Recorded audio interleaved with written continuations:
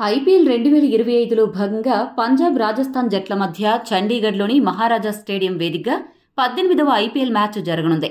ఈ సీజన్లో ఇప్పటివరకు 3 మ్యాచ్లు ఆడిన రాజస్థాన్ రాయల్స్ జట్టు మొదటి 2 మ్యాచ్ల్లో కూడా ఓటమి పాలై చివరిగా చెన్నైతో జరిగిన మ్యాచ్లో విజయాన్ని సాధించి మంచి జోష్ మీద ఉంది.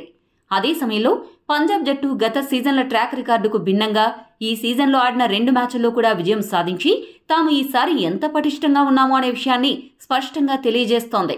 2 జట్లు గత మ్యాచ్ల్లో గెలుపు సాధించి ఇప్పుడు తలపడుతుండటంతో ఈ మ్యాచ్ ఖచ్చితంగా వన్ సైడ్గా మాత్రం అవ్వదు అని చెప్పొచ్చు.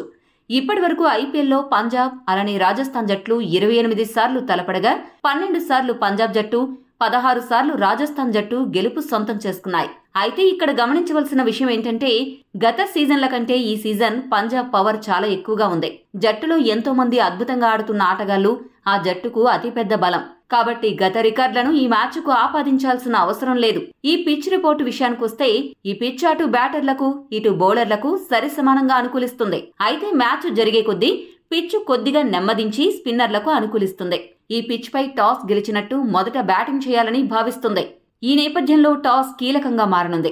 అయితే ఈ మ్యాచ్ కోసం పంజాబ్ రాజస్థాన్ జట్లు ఏమైనా తమ తుది జట్లలో మార్పులు చేయబోతున్నాయా?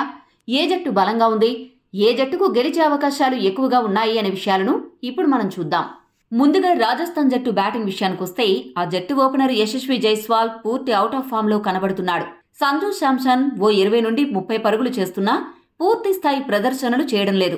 ఇక గత మ్యాచ్లో వన్ డౌన్ బ్యాటర్గా బరిలోకి దిగిన నితీష్ రాణా సూపర్ పర్ఫార్మెన్స్ తో ఆకట్టుకున్నాడు. ఇక రాజస్థాన్ కెప్టెన్ రియాన్ పరాగ్ 30 నుండి 40 వరకు పరుగులు చేస్తూ పర్వాలేదు అనిపిస్తున్నాడు. ధ్రువ్ జురెల్లో కాన్ఫిడెన్స్ తక్కువగా ఉంది. సరైన బ్యాటింగ్ ఆడలేకున్నాడు. ఇక హసరంగా బ్యాటర్గా ఏమాత్రం ప్రభావం చూపడం లేదు. హిట్ మేయర్ ప్రతి మ్యాచ్లో గుడ్డి ఊపుడు ఊపుతూ 20 పరుగుల లోపే అవుట్ అయిపోతున్నాడు. ఈ పరిస్థితుల్లో రాజస్థాన్ బ్యాటింగ్ ఆర్డర్ మొత్తం కూడా సంజు శాంసన్, నితీష్ రాణా, రియాన్ పరాగ్ మోయాల్సి ఉంది. మిగిలిన బ్యాటర్లపై నమ్మకం పెట్టుకోవడం కష్టం. అదే పంజాబ్ జట్టు బ్యాటింగ్ ఆర్డర్ విషయానికొస్తే ఓపెనర్లు ప్రియామ్ షారియా, ప్రభ్ సిమ్రాన్ సింగ్ ఇద్దరూ కూడా మంచి ఫామ్ లో ఉన్నారు.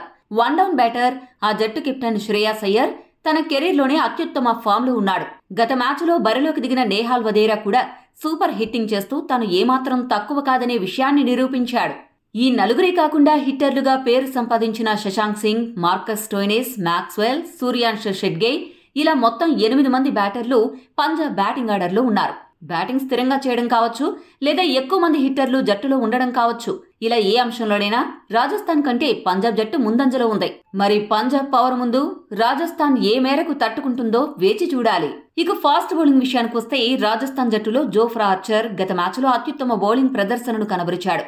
ఇది ఆ జట్టుకు గుడ్ న్యూస్ అనే చెప్పాలి. దీనికి తోడు వికెట్లు తీసి కెపాసిటీ ఉన్న తుషార్ దేశ్పాండే, డెత్ ఓవర్లలో పరుగులు నియంత్రించే సందీప్ శర్మ కూడా జట్టులో ఉన్నారు. కాబట్టి ఈ మ్యాచ్లో రాజస్థాన్ ఫాస్ట్ బౌలింగ్ బాగానే ఉంది.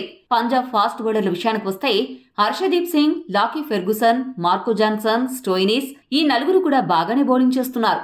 కాబట్టి ఫాస్ట్ బౌలింగ్ విభాగంలో 2 జట్లు కూడా పటిష్టంగానే కనిపిస్తున్నాయి.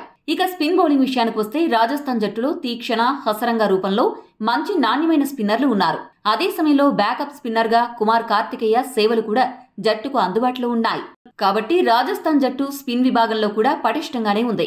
ఇక పంజాబ్ జట్టు స్పిన్ బౌలర్ల విషయానికి వస్తే చాహల్, మాక్స్వెల్ ఇద్దరు కూడా స్పిన్నర్లుగా వ్యవహరిస్తున్నారు. ఇప్పటి వరకు ఆడిన 2 మ్యాచ్ల్లో ఈ ఇద్దరు మంచి బౌలింగ్ తో ఆకట్టుకున్నారు. మొత్తంగా చూస్తే అటు స్పిన్ విభాగంలో అలానే ఫాస్ట్ విభాగంలో ఇలా 2 విభాగాల్లో కూడా రాజస్థాన్ అలానే పంజాబ్ జట్లు 2 కూడా పటిష్టంగానే కనిపిస్తున్నాయి. కానీ ఒక్క బ్యాటింగ్ విషయంలో మాత్రం రాజస్థాన్ కంటే పంజాబ్ జట్టు చాలా ముందంజలో ఉంది. కాబట్టి ఈ మ్యాచ్లో రాజస్థాన్ కంటే పంజాబ్ జట్టుకే గెలిచే అవకాశాలు ఎక్కువగా ఉన్నాయి. పంజాబ్ జట్టు గెలిచే అవకాశం 70% ఉండగా రాజస్థాన్ గెలిచే అవకాశం 30% మాత్రమే ఉందని చెప్పవచ్చు. మీ దృష్టిలో ఈ మ్యాచ్లో ఎవరు గెలుస్తారని భావిస్తున్నారో కామెంట్ చేయండి. మరిన్ని స్పోర్ట్స్ అప్డేట్స్ కోసం మా ఛానల్ని సబ్స్క్రైబ్ చేసుకోండి.